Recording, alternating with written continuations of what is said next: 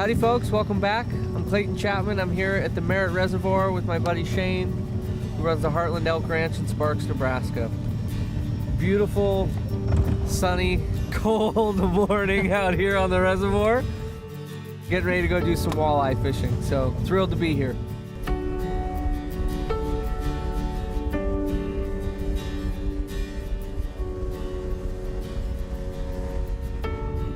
I'm from Omaha, Nebraska, homegrown. I am 32 and I own and operate a restaurant called the Gray Plume, a seasonally driven restaurant rooted in sourcing local ingredients from farmers all over the Nebraska and the surrounding Heartland area. I suppose I really got my start at a young age in this business. I come from a family of 3 boys. You know, my dad was a railroad man, and if we weren't working outside the house, we were working at the house. So I got my start at a pretty young age in fast food service. It was kind of a way out of the house, and as a young teenager, it was a way to save up some money. Rebuild my first car and start taking care of things. So I started in fast food, and you know, I kind of liked the fast pace of it and the customer service component. I love to work with my hands, so I like that aspect of it. As a young teenager, my folks moved out of the city to a small acreage between Omaha and Fort Calhoun. I started washing dishes at a small little mom and pop shop in North Omaha called Mother's Good Food. It was run by 2 retired Marines by the name of Dog, Red Dog we called him, and Mike, in their early 60s at the time, and it was Cajun food, and it was all made from scratch. I mean, they were making all their stocks from scratch, their hams, etouffees, gumbos,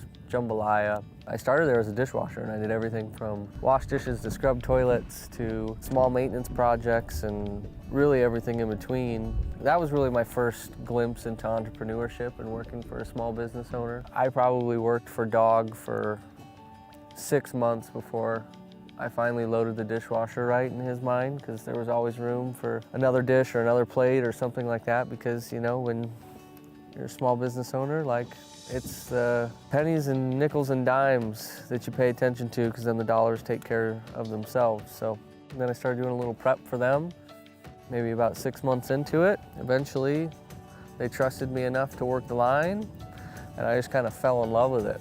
The fast pace, the daily change of things. You know, no day was really ever the same. That kind of adrenaline rush that you get during service of needing to get things done quickly, and I was good at it. I was fast, and I just really enjoyed it. So I worked for those guys until I felt like I had learned everything, you know, that I could, and I probably could have stayed and learned a lot more, but as a young man, you feel like you know everything, so I moved on. And I worked in a series of other places around Omaha before I graduated high school. I mean, at one point in high school, you could only work so many hours as a teenager by law at one place, so I picked up 2 jobs. One, I was working like 30 hours a week, and another close to 40 while still going to school. I think I was never big into school, and I loved to work, and I liked to make money, and I was learning a lot cooking, so I focused kind of on work. There was a food expo in Omaha that I attended, and it was like a specialty food show or, you know, something like that. There was a chef by the name of Gail Gand, and she was doing like a food presentation and kind of like a food demo.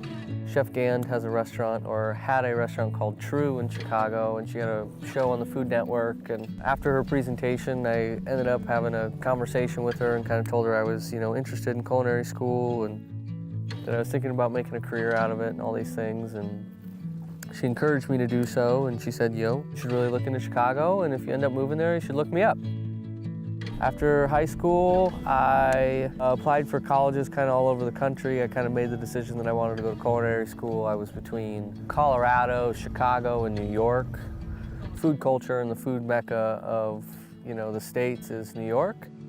And second to that, I really feel like, is Chicago. Chicago has that big city feel, but I feel that there's still kind of some Midwestern values, which was really important to me.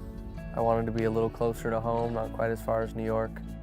So I applied to several schools, and I was fortunate to get into some, and I ended up applying for what was called a Best Teen Chef Culinary competition. It was this national deal where you have to submit a 3-course meal with recipes, pictures, kind of the whole deal. And I submitted mine to the art institutes. They picked the top 10, and I was fortunate that I was one of the top 10, and they bring you out to Chicago. Most people that were involved in this were in like a Pro Start program or like a culinary program in their high school, and they showed up with their chef mentor, heavy-duty knife rolls and all their tools. And I showed up with my mom, and my knives rolled up in a towel, and I don't think I really knew what I signed myself up for. I ended up bombing the competition.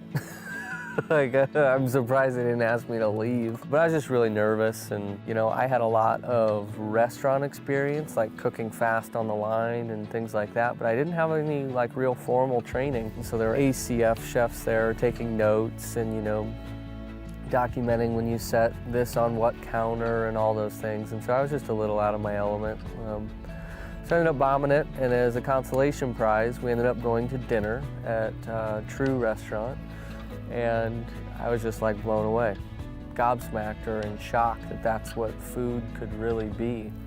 We ended up having this like 10-course meal and 4 different amuses and a kitchen tour at the end of the meal. We spent a small fortune, but it was like life-changing, and at that moment I said, okay, I'm gonna graduate, I'm gonna work all summer, I'm going to go to culinary school in Chicago, and I'm gonna work at this restaurant. I loaded up the pickup truck and took a drive out there. I ended up living by myself in downtown and going to school, and after being in the city for a couple months, I decided I was going to try and get a job at True.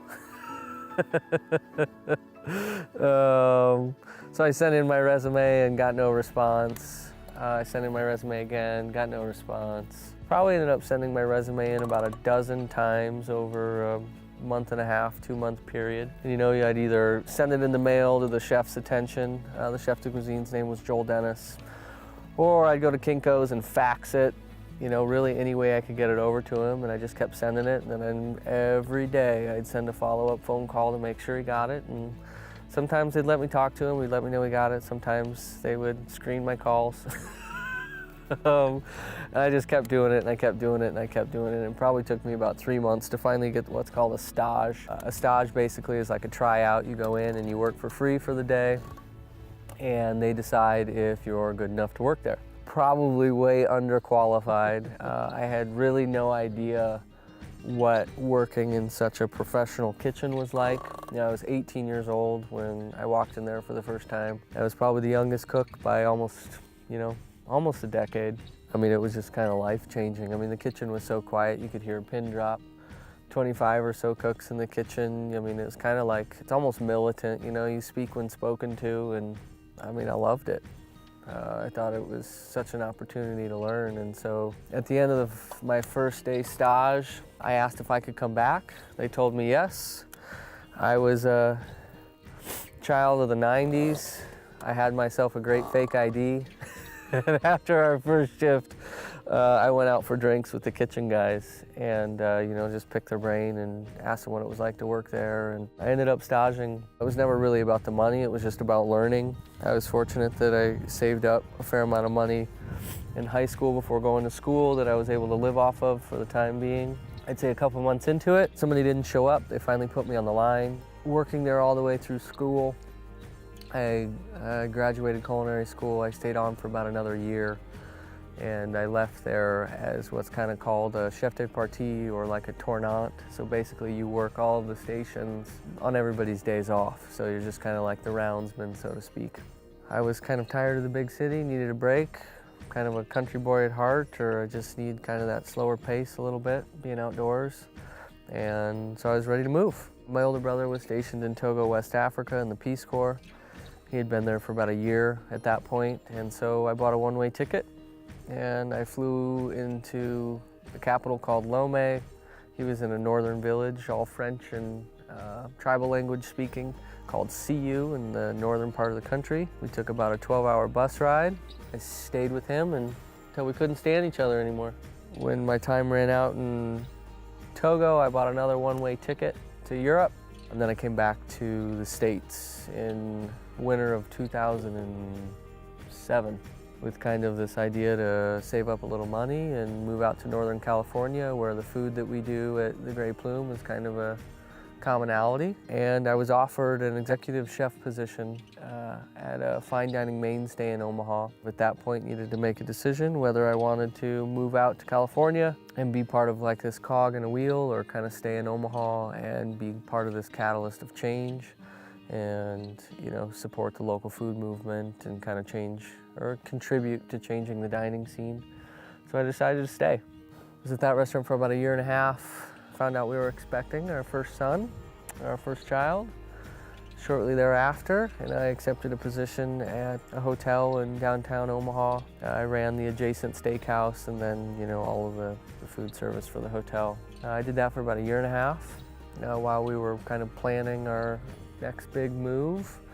You know, I knew that I wanted to stay in Omaha. It's a great place to settle down. It's a great place to raise kids. And so we started putting together things for the Gray Plume.